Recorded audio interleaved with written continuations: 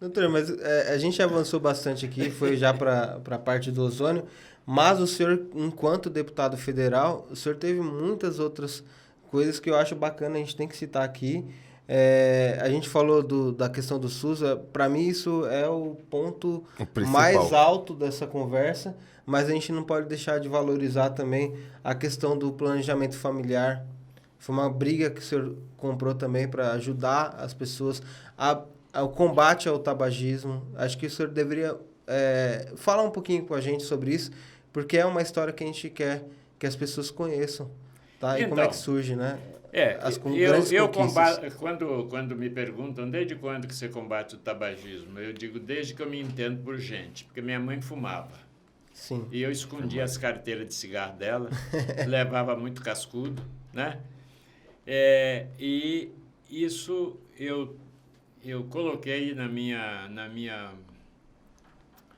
no meu programa de que eu estava convencido de que o fumar, sem dúvida, prejudicava a saúde. Mas faltava, olha que coisa boa, que coincidência, faltava um trabalho de fundo provando que fumar realmente prejudicava a saúde. Foi quando os Estados Unidos fez um trabalho que foi publicado naquela década de 70, só que ele foi escondido. Sabe o resultado? O ministro da Saúde de lá, que eles chamam de cirurgião geral, não Sim. é ministro, é cirurgião geral, foi demitido porque permitiu a publicação daquele trabalho. Ora, nós sabemos que a indústria de cigarro era uma indústria muito poderosa Muito e forte, ainda né? e ainda é. Pois bem, mas eu cheguei na Câmara dos Deputados com a bandeira de... Eu já tinha projetado combater o tabagismo. Fui até a secretaria da casa lá para ver quantos deputados já tinham feito alguma manifestação contra o tabagismo. Achei 3 ou 4 deputados que tinham feito lá um discursinho contra o tabagismo e tal, mas não deu em nada. Fui atrás desses colegas e falei, vamos fazer o seguinte, eu quero dedicar uma parte da minha atividade parlamentar para mudar essa história. Eu não aceito o que está acontecendo. Essas propagandas criminosas aí, mostrando que tem que ter aquele... Eu peguei até um comercial em que antigamente as propagandas de cigarro eram relacionadas à saúde, né? Que você fumava, você ia se sentir bem, é como se fosse medicina, o sucesso. Eu ouvi dizer que tinha moça que só namorava o rapaz se ele fumasse. Era moda, era assim, era elegante, mudar. Pois é. Então, aquele cavalão, né? Aquele cavalo que tinha lá, que o cara montava, montava não sei o quê. Até criança, relacionada à criança também, olha lá. Pois é. Eu achava isso daí um crime. É tão forte que me deu até vontade de acender um cigarro. Eu achava isso daí um crime.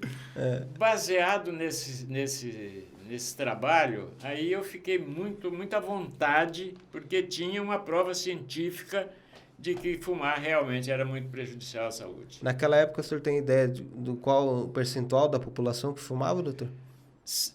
A informação que eu tenho é que 43% da população brasileira fumava. Isso é IBGE, né? Da época? A pesquisa que circulava era essa. Sim. Hoje está em torno de 10%. Então, milhões de vidas foram poupadas depois que o Brasil resolveu. E aí eu não tenho humildade. Eu fui importante nessa campanha antitabágica. Fui tão importante que o INCA, Instituto Nacional do Câncer, me deu um diploma pelo trabalho que eu desenvolvi no Congresso Nacional. Eu tenho isso, posso provar, contra o tabagismo. Então, veio a primeira lei, veio a segunda, é proibido fumar em restaurante, é proibido fumar em elevador, é proibido fumar não sei aonde, e as leis foram aparecendo, e hoje, felizmente, quem fuma sabe que está fazendo uma enorme besteira, não está pensando que vai conquistar nenhuma mulher porque é fumante. Exatamente. Exatamente. Tá? Exatamente. Pelo contrário, né? Hoje em dia as pessoas, na verdade, estão se identificando mais com pessoas que estão focadas na saúde. Estão procurando qualidade de vida, principalmente o saúde. fumante passivo. Tem muita gente que que teve enfisema porque o marido fumava desesperadamente, morreu, mas a mulher ficou com enfisema, porque dormiu no mesmo quarto. De noite você fecha tudo, fica ali aquele ar viciado e tal. E isso é o fumante passivo. Então, eu faço muita questão. Na minha cidade todo mundo sabe, né? Porque eu sou o cara que mais trabalhei para que o país tivesse uma legislação. Esportes eram Fórmula 1, quase não aconteceu uma Fórmula 1 no Brasil, lá atrás, porque estava proibido a propaganda do cigarro, que era quem mantinha Exatamente. a caixa cheia lá do Exatamente, Sim, isso aí mesmo. exatamente. tá? E a gente teve um grande avanço também na época do ministro da Saúde, José Serra. Ele também conseguiu incluir lá na carteira do cigarro todos os alertas, né, sobre os males. Os alertas, sem dúvida nenhuma. Isso foi extremamente importante para essa briga, né? Veja bem, eu me sinto muito feliz porque as bandeiras que eu desfraudei, todas elas tiveram uma receptividade muito grande, o que significa que eu estava certo. Exatamente. 10% hoje da população fuma, nós saímos de 43 para 10, quer dizer que o pessoal entendeu que realmente faz sentido, né, doutor? Faz sentido.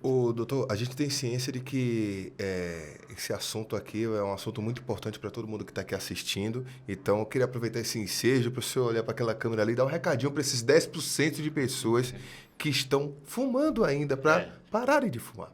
Dá um recadinho. Eu queria dizer o seguinte, eu tenho um amigo que quando ele vai comprar o cigarro, né, que tem aqueles avisos, Sim. ele vai escolhendo, e a moça pergunta, por que o senhor compra esse cigarro aí? Não, porque esse aqui está escrito que o cigarro pode provocar aborto. É o que menos podia prejudicar ele. O menos pior, né? Exatamente. Para ele. Olha, né? você que está me ouvindo, tira alguns minutos para você pensar. Parar de fumar depende de muitas coisas, mas a principal é a sua decisão.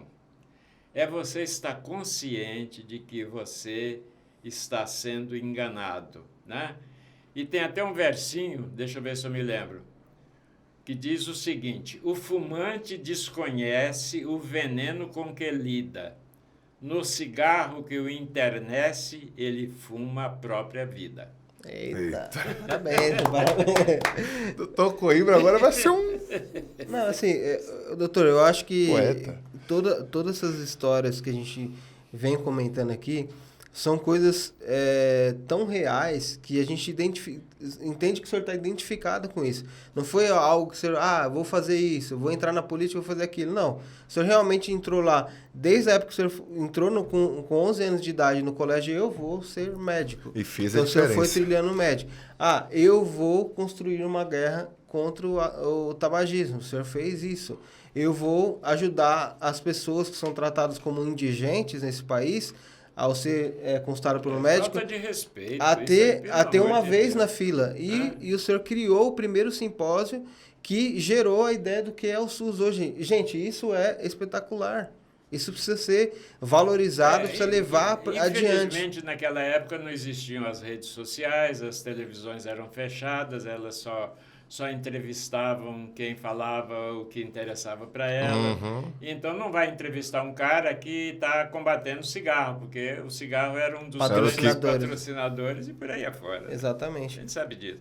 E aí, mas agora, um apesar dos 92 anos, eu ainda tenho combustível para brigar. Isso aí. Com certeza. E brigar com propriedade, né, doutor? Brigar a favor das boas causas. Exatamente. Né? Porque as pessoas, quando isso começou a ser discutido, aí virou lei, você teria... Porque antigamente você andava no avião, você estava no restaurante, a pessoa poderia acender um cigarro do seu lado, você não poderia na balada, aquela coisa fechada. Falar que ela poderia sair.